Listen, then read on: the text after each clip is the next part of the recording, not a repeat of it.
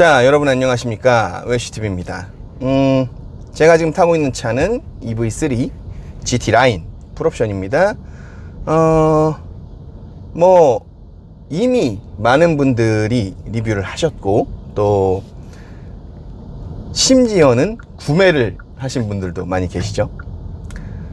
뭐 중국 전기차 훌륭하다 뭐 하시던 분들도 중국 차는 뭐 생각도 안 하시고, 혹은 LFP 배터리 안전하다 하시던 분들도 NCM 3원계 LG 에너지 솔루션 281A 셀이 들어간 이 EV3를 너도나도 구매를 하시더라고요.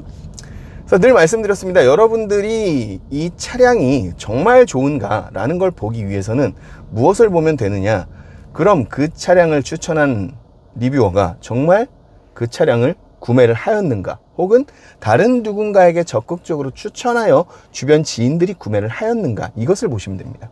간단해요. 많은 리뷰어들은 정말 여러분들이 생각하실 수 없을 만큼 많은 차량을 짧게든 길게든 타본 경험들이 있습니다. 그래서 그분들이 저희처럼 공학 지식을 전문으로 하는 채널이 아니라고 한들 육체적으로 경험한 그런 데이터들이 많기 때문에 어떤 차가 상품성이 좋고 어떤 차가 상품성이 나쁜지는 그분들도 당연하게 모두 알고 있어요. 그럼에도 불구하고 자신의 어떤 특정 브랜드에 대한 맹신일 수도 있고, 혹은 어떤 광고일 수도 있고, 혹은 어떤 뭐 대가성이 있는지는 모르겠습니다만, 어떠한 특정 이유로 그 본인이 느낀 사실대로의 리뷰를 할 수 없는 그런 영상들도 많이 존재한다는 걸 여러분들이 인지를 하셔야 돼요. 그래서 항상 말씀드리죠. 저희가 좋지 못하게 평가했던 차량들이 있습니다. 심지어 혹평을 했던 차량들도 있죠. 그런 차량들 이상하게 저희를 빼고는 다 훌륭한 차다, 뭐 심지어 올해 차를 준 그런 매거진도 있었죠. 그러나 어떻습니까? 대한민국에서 거의 팔리지도 않았고요. 가장 중요한 건 그들조차 구매하지 않았습니다. 그렇게 좋다고 난리치고 드럼 브레이크 문제 없다, 뭐 훌륭한 차다 라고 하시던 분들이 지금도 또 그러죠. 얼마 전에 할인한다고 그랬을 때도. 할인해도 비싼 차입니다. 그거 중국에서 2600, 2700짜리예요 그걸 우리나라에서 6000에 팔고 있던 것부터가 이상한 거였고, 그거를 지금 할인해서 뭐 3999요 깡통이. 그렇게 팔아도 사실 그 가치를 하는지 모르겠는 차입니다. 왜냐하면 그 차량에 뭐 지금 시스템적으로 비교해봐도 당시의 니로 EV 그 정도 레벨이었어요. 당시에 니로 EV가 얼마였느냐, 이 차랑 동일한 가격이었습니다. 지금 세월이 지나서 당시의 니로 EV보다 훨씬 좋아졌고, 또 EGMP의 이 시스템들을 그대로 답습한 이 EV3가 당시의 니로 EV 가격을 그대로 유지하고 있어요. 이 좋아진 옵션들과 이 시스템들을 봤을 때는 오히려 더 저렴해졌다고 할 수도 있을 겁니다. 그래서 이 리뷰에서 제가 말씀드릴 만한 게 별로 없습니다.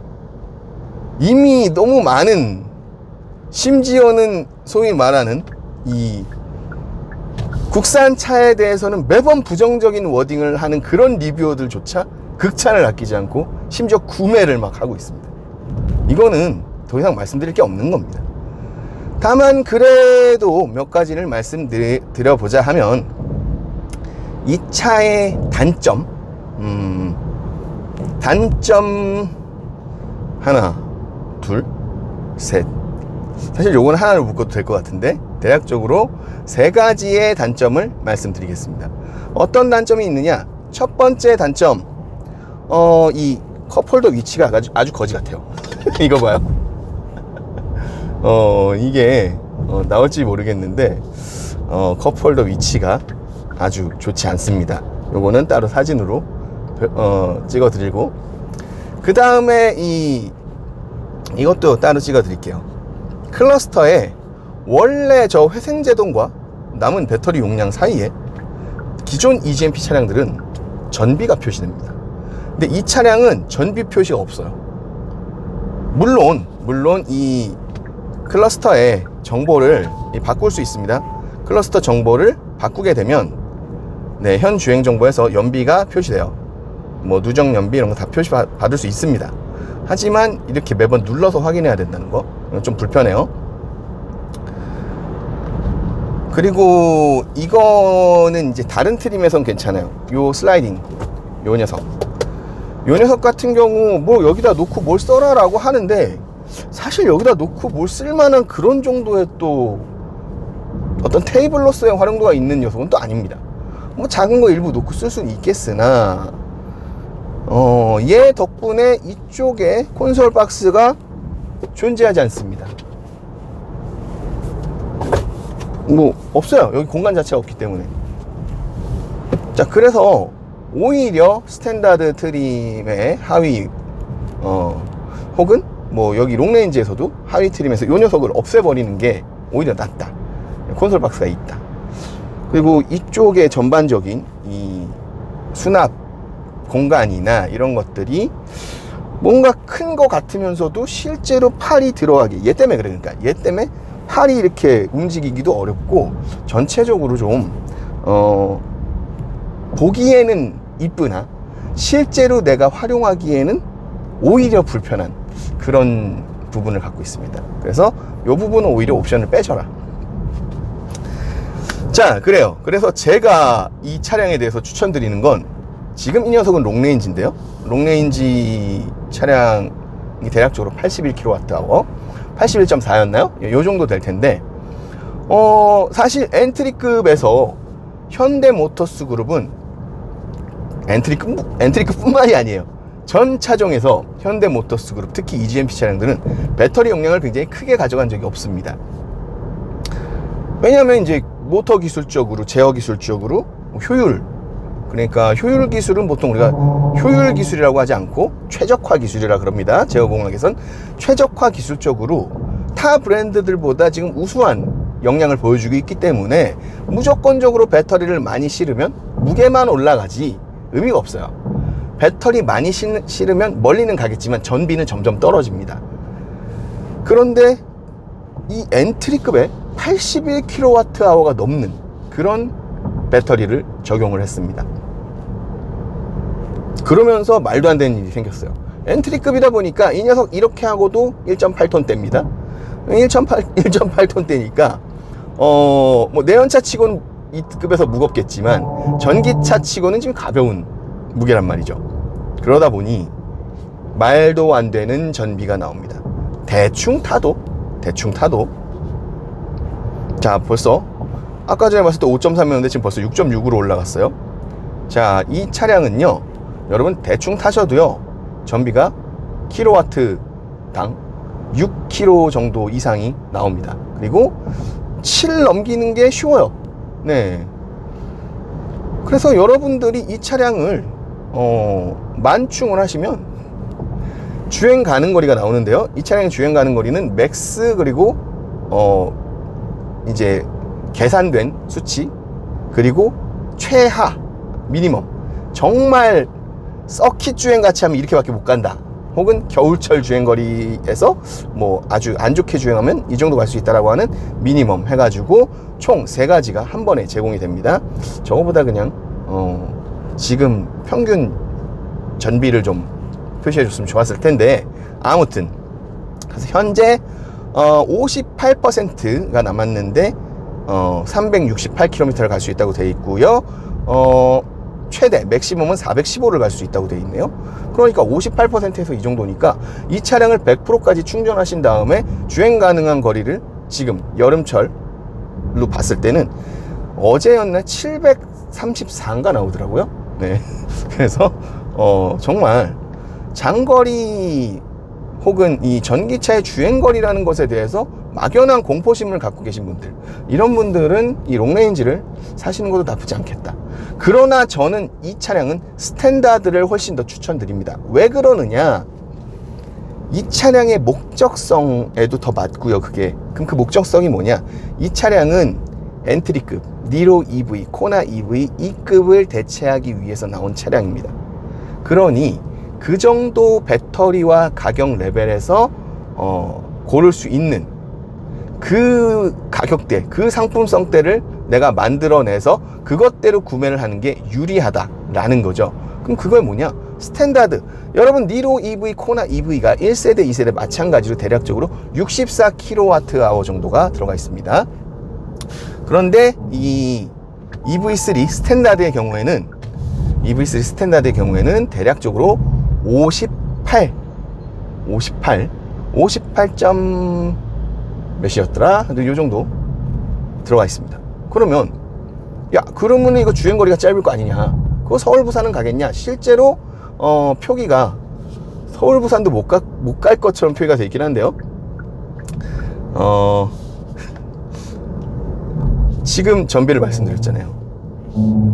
스탠다드 트림은 얘보다 무게가 더 가볍습니다. 그 얘기는 뭐냐? 전비가 더 좋을 거란 얘기입니다. 그러면 이 녀석이 58kWh가 된다고 계산을 했을 때, 제가 계산을 해봤어요. 어젠가 그젠가 했더니 470에서 대충 개런티를 합니다. 그런데 무게가 더 가볍잖아. 그러면 잘하면 480까지도 갈 수 있다는 뜻이죠. 자, 코나 EV, 니로 EV가 64kWh를 가지고 477 정도를 갔습니다. 제가 코나 EV로 전에 부산 챌린지를 했었죠. 그때 총 갔던 거리가 477입니다. 100에서 0까지. 그런데 이 녀석은 스탠다드 트림의 경우 58kWh 가지고, 이 녀석은 58kWh를 가지고 그 동일한 거리를 간다는 뜻이에요. 그러면 대략적으로 몇이야? 한 5에서 6kWh가 더 적은 배터리로 동일한 거리를 달성했다는 겁니다. 그 이유에는 첫 번째, 공기 저항 개수.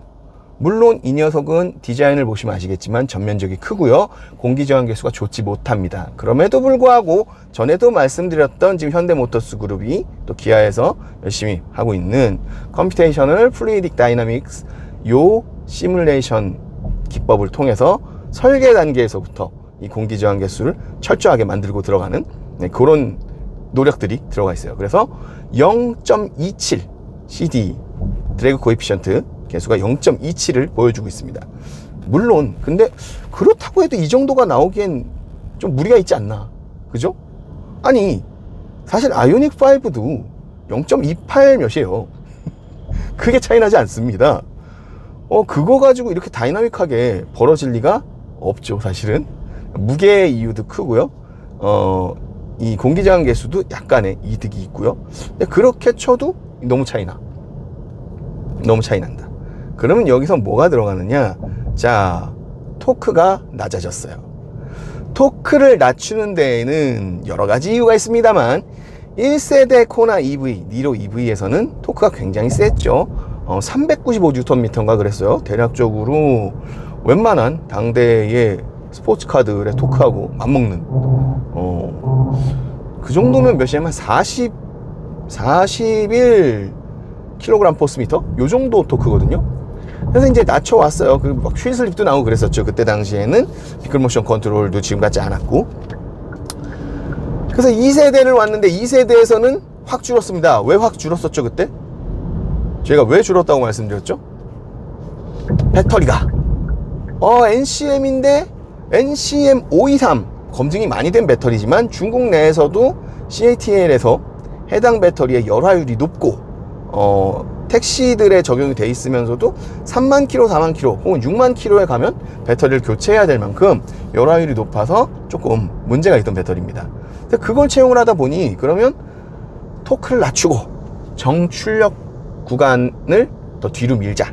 1세대 같은 경우는 정출력 구간이 시속 60 정도부터 그때부터 약계 제어가 시작돼요. 근데 정토크 구간에서는 토크는 맥시멈이지만 출력은 아직 맥시멈에 도달하지 않는단 말이에요.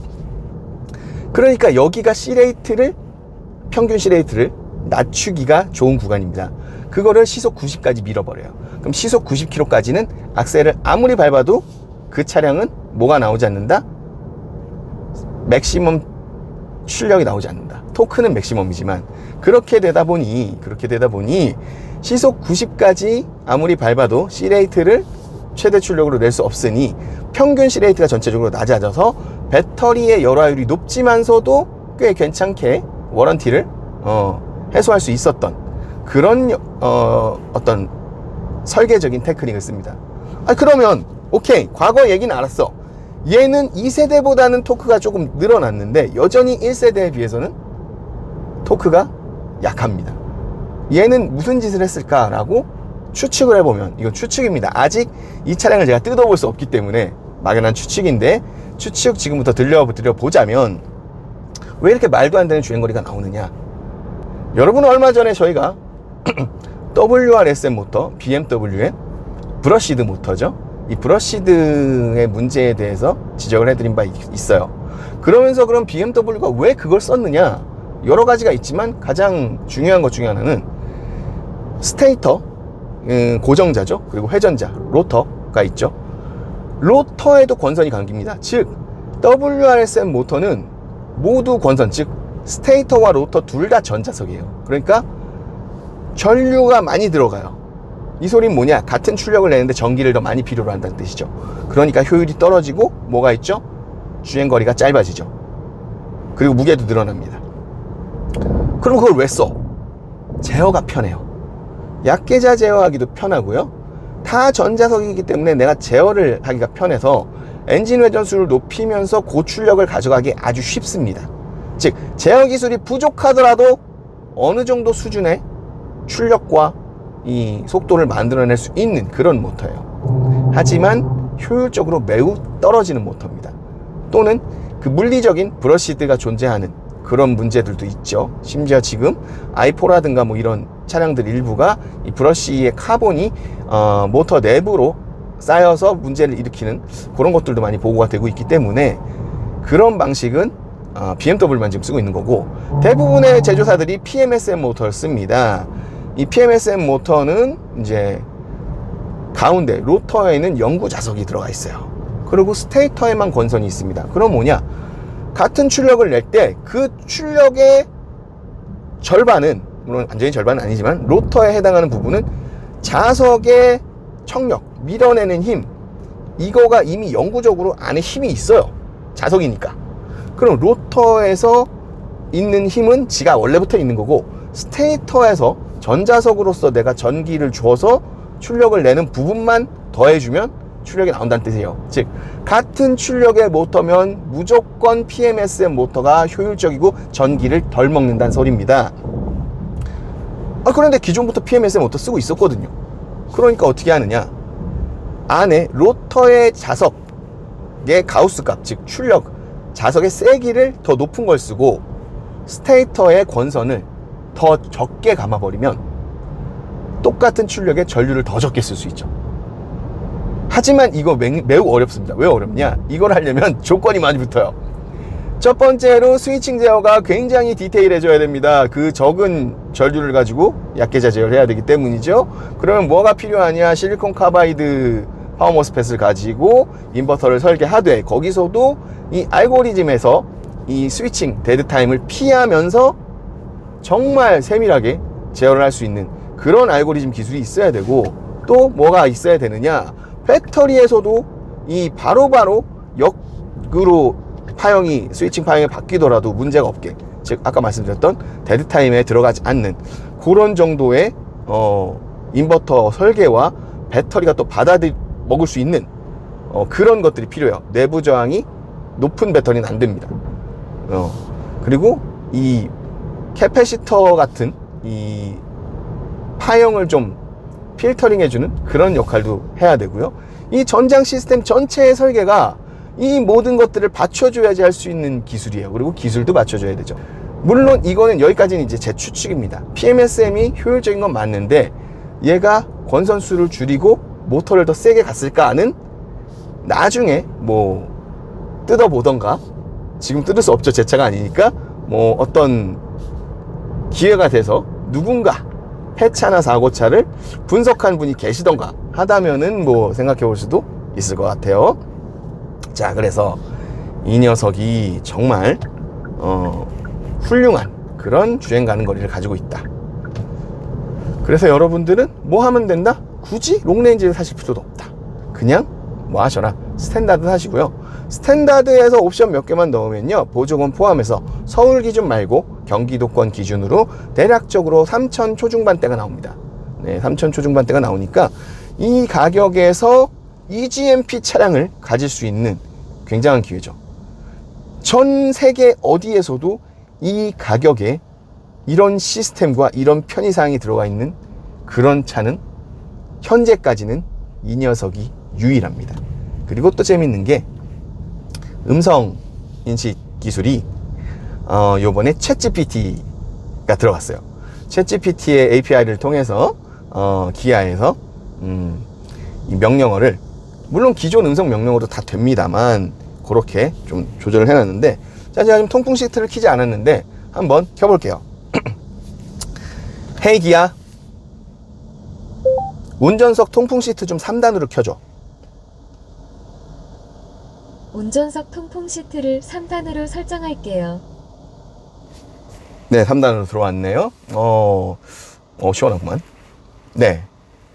물론 이거 기존에도 있던 거예요. 음성 명령은 기존에도 있었습니다. 근데 얘는 다른 것도 할 수 있어요. 뭐 여러분들이 심심하실 때 농담 따먹기도 할 수 있죠. 그런 것들은 여러분들이 직접 해보시고, 아직까지는 이 기아의 이 챗GPT API가 학습량이 많지 않아서 조금 부족한 부분들이 보이긴 합니다만 재밌는 그런 것들을 할 수 있습니다.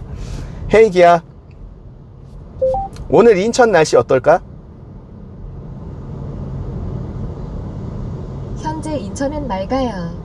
이후 오전 9시에는 맑고 오후 2시에는 구름이 많겠어요. 기온은 28도에서 32도예요. 미세먼지 농도는 현재는 보통이고 오후는 좋음이에요. 굉장하네요. 자, 이 차량의 회생제동 최대값은요 0.3G고요 스마트 회생제동, 그리고 아이페달 바뀌었어요.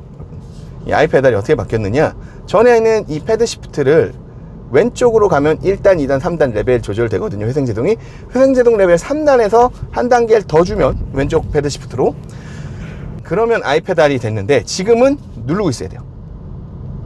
바뀌었어요. 그러면 아이페달이 1, 2, 3단계가 나옵니다. 아이페달 1단계, 2단계, 또 너무 적었어요. 3단계. 그러면 자, 이렇게 아이페달이 되는데, 아이페달에서도 단계를 설정할 수 있고요. 여러분들이 여러 가지로 설정하는 자체도 더 많아지고 편리해졌습니다. 그래서 뭐랄까, 이런 공조 시스템이나 이런 패널들, 제가 항상 말씀드리는 게 이런 것들은 직관적이어야 된다. 굉장히 직관적이에요. 알기 편하고요. 다 좋습니다. 그리고 무엇보다 좋은 게 뭐냐면 이런 것들은 여러분들이 해보시면 돼요. 이건 부가적인 거고 많은 분들이 칭찬하시는 이 승차감, 이 심지어 전륜차거든. 심지어 엔트리급. 그런데 이 승차감에 대한 얘기가 많아요. 저도 깜짝 놀랐습니다. 왜냐하면 지금도 노면들이 여러분 오면서 계속 안 좋은 노면을 제가 가고, 일부러 이 맨홀 위도 막 지나가고 그랬거든요. 그럼에도 불구하고 지금 마이크 수음상에 뭐 어떤 노이즈가 들어가지 않았을 거예요. 물론 일부 있겠지만, 자, 그래서 일부러 제가 저희 마을 골목으로 더 그런 맨홀을 밟아 볼게요. 지금부터. 자, 여기 맨홀 있어요. 벌써 2개. 자, 지나갔습니다. 2개 밟았어요. 자, 여기 3개 있습니다. 왼쪽에 하나, 오른쪽에 연속으로 2. 자, 지금 시속 30 정도고요. 30 이상은 내면 안 돼요. 자, 여기다 하나 또 있습니다. 또 맨홀 밟아볼게요. 2개. 자, 또 밟고 지나갔어요. 이게 들리나, 수음이? 또 2개. 자, 또 2개 들어갔고요. 또 하나. 자, 여기 하나, 또 맨홀 2개 큰 거. 자, 지금 시속 30이에요. 여기 또 맨홀 하나. 자, 여기 또 맨홀 하나. 자, 또 도로가 여기 거칠고요. 맨홀 2개.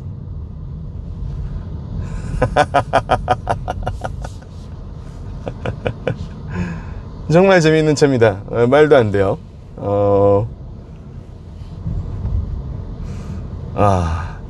자, 이게 왜 그러느냐, 여러분 계속해서 들으셨을 거예요. 주파수 감응형 댐퍼가 새로 개선돼서 들어갔다. 그래서 이 주파수 커팅에 대한 세팅이 정말 잘 되어 있습니다. 범프라든가 이런 도로의 어떤 페인 부분, 여러 가지로 도로에서 차량의 서스펜션을 상하로 움직이게 강제하는 그런 상황들, 이런 상황들에서 여러 가지 취향들이 있겠지만, 저 개인적으로는 이렇게 꿀렁하고 뒤에 꿀렁하고 넘은 다음에 차량 서스펜션의 바운스가 상하로 계속해서 꿀렁꿀렁하고 이어지는 그런 것들을 싫어합니다, 저는. 그래서 그런 것들을 잘 잡아놓은 것들이, 독일 차들이 그런 걸 잘 잡아놔요. 독일 차들은 그런 것들, 여기 이제 범프가 하나 있는데 탁 넘고 나서 깔끔하게 떨어집니다. 자, 넘고요. 자, 굉장히 깔끔하게 떨어지고 후바운스가 하나도 없어요. 이게 후진동이 뭐가 문제냐면, 후진동을 아예 없애버리면요, 차가 통통통통 튑니다. 불쾌해요. 그런데 독일 차들은 후진동을 아주 파형을 약하게 해서 한 번, 두 번 정도 남겨놓습니다. 근데 거의 불쾌하게 느껴지지 않을 만큼. 제네시스들도 그런 식으로 가고, 최근 현대차들의 움직임들이 대체적으로 그런 쪽으로 가고 있는데, 문제는 뭐냐, 얘는 엔트리급이고 전륜이고, 그런 것들을 하기 위해서 필요한 게 뭐냐면 전자제어 서스펜션이라든가 에어 서스펜션, 이런 것들이 과거에 필요했단 말이죠. 그런데 이 녀석은 그냥 주파수 감응형 댐퍼만 더 놓은 거예요. 일반 서스펜션입니다. 자, 전기차 캐즘을 돌파하기 위한 방법론에 이런 것들이 유효하다는 게 무엇이냐. 자, 여기 또 범프가 있는데, 자, 쿵. 네. 이런 것들이 무엇이냐. 캐즘을 돌파하기 위해서 저렴하고 좀 더 대중적인 전기차를 만들어야겠다. 그러면 필연적으로 자꾸 뭘 빼요. 왜? 팔아도 마진은 남아야 되거든. 뭘 뺍니다, 자꾸. 빼면 그 차가 가격적으로는 뭐 저렴해질 수 있겠죠. 한계가 있겠지만. 하지만 뭐가 됩니까? 이럴 거면 뭐하러 더 비싼 돈을 주고 전기차를 사나. 그죠? 그런데 이 녀석은? 아니, 이 녀석뿐만이 아니고 과거에도 그랬어요. 제네시스도 그렇고요, 현대도 그렇고요, 기아도 그렇고요. 현대모터스 그룹의 이게 무서운 점이 뭐냐면, 단순히 원가 절감이라고 치부할 수 없다는 겁니다. 이런 것들이. 왜냐? 원가 절감이라고 하면 빼면 돼요. 근데 빼는 게 아니고, 뺀 다음에 그걸 대체할 수 있는 더 저렴한 기술을 집어넣습니다. 그럼 그걸 대체할 기술들이, 그것을 100% 대체하면 물론 나이스예요. 근데 일반적으로 우리가 더 하위 기술이라고 알고 있기 때문에 절대로 절반도 대체를 못하거든요, 일반적으로는. 하지만 현대모터스 그룹은 지금 에어 서스펜션 대비 제네시스의 프리뷰 전자제어 서스펜션들이 제가 한 70-80% 이상 재현하고 있다. 에어 서스펜션의 그런 스트로크나 반응성 느낌들을. 이 녀석 지금 과거 전자제어 서스펜션들, 구형 전자제어 서스펜션들의 그런 느낌들을 얘는 고작 댐퍼 하나 새로 껴 넣었을 뿐인데 한 5, 6만 원 할 거예요, 개당. 제조 원가가. 그거 끼워 넣었을 뿐인데 과거 전자제어 서스펜션이 들어있던 그런 차들의 느낌이 나요. 그래서 이 얘기를 하면 또 독일 차의 영광을 잊지 못하시는 분들이 저를 또 욕하실 것 같지만 해야겠어요. 그래서 도대체 승차감이 어느 정도라고 하는 거냐? 쉽게 얘기해줘라. 오케이, 쉽게 얘기 드립니다. 벤츠 C클래스 같아요. 네, 진짜로. 거짓말 안 하고. 진짜로. 그런 느낌이 나요. 저속에서는. 물론 고속에서도 어느 정도 주파수 커팅이 됩니다. 그래서 실제로 적어도 내연기관 시절에 쓰던 그런 독일, 일본 브랜드들이 쓰던 전자제어 서스펜션, 지금 뭐 프리뷰나 요즘 나오는 이런 것들 말고 일반적인 전자제어 서스펜션들의 그런 주파수 커팅과 이 바운스에 대한 이런 주파수 느낌들을 거의 100% 가까이 재현하고 있습니다. 야, 이거는, 그러니까 제가 놀란 게, 항상 이 리뷰를 하고 와서, 혹은 다른 차 리뷰를 하고 와서 제 차 아이오닉 6죠. 아이오닉 6를 다시 타면 모든 차가 다시 다 불만족스러워져요. 저 차 리뷰할 때 내가 이거 장점이라고 했는데 이것도 장점이 아닌 것 같기도 하고 막 그래요. 그래서 항상 요새 그 기준점이 자꾸 꽤 높아져 있는 상태거든요. 여러분들이 아이오닉 6를 굉장히 무시하시는 분들이 계실 텐데 무시할 수 있는 차가 아닙니다. 절대로. 그 클래스에서 전 세계 어딜 뒤져도 그 차보다 상품성이나 기술적으로 우수한 차가 현재 없어요. 근데 얘도 그런 느낌이에요. 아니 얘는 심지어 한 단계 더, 한술 더 떠서, 얘는 한술 더 떠서 그냥 독보적입니다. 지금 당장엔. 뭐 비아디 아토3가 국내에 들어온다고요? 들어와도 이 값이에요. 들어와도 이 값입니다. 걔를 사야 될 이유가 없어요. 자, 이게 너무 극찬만 하는 것 같은데, 근데 극찬할 수밖에 없습니다. 저도. 모든 유튜버들의 공통사안이고요. 여러분들은 전기차 캐즘, 뭐 전기차 너무 비싸, 아무리 운용비가 안 든다고 한들 뭐 너무 비싸다, 이거 사시면 됩니다. 저도 지금 사실 이걸 사야 될 상황이 아니거든요. 제가 돈이 없다가 아니고, 아니 돈은 있지, 돈이 문제가 아니라 제가 다시 코나 EV, 니로 EV급의 엔트리 모델을 사야 될 이유가 없어요. 지금 와서. 근데 진지하게 지금 막 견적을 짜보고 있을 정도로 당겨요. 당겨, 이 차가. 야, 그래서 이게 정말 잘 만든 차고, 전기차 캐즘을 정말 돌파할 수 있을 것 같다, 이 녀석이라면. 네, 이렇게 해서 여기까지 말씀을 드리고요. 이 차는 매우 추천드린다, 이렇게 하고 끝내면 될 것 같아요. 자, 여기까지 하겠고요. 다음에 또 좋은 차량이 있으면 재미있는 리뷰 보여드리도록 하겠습니다. 감사합니다.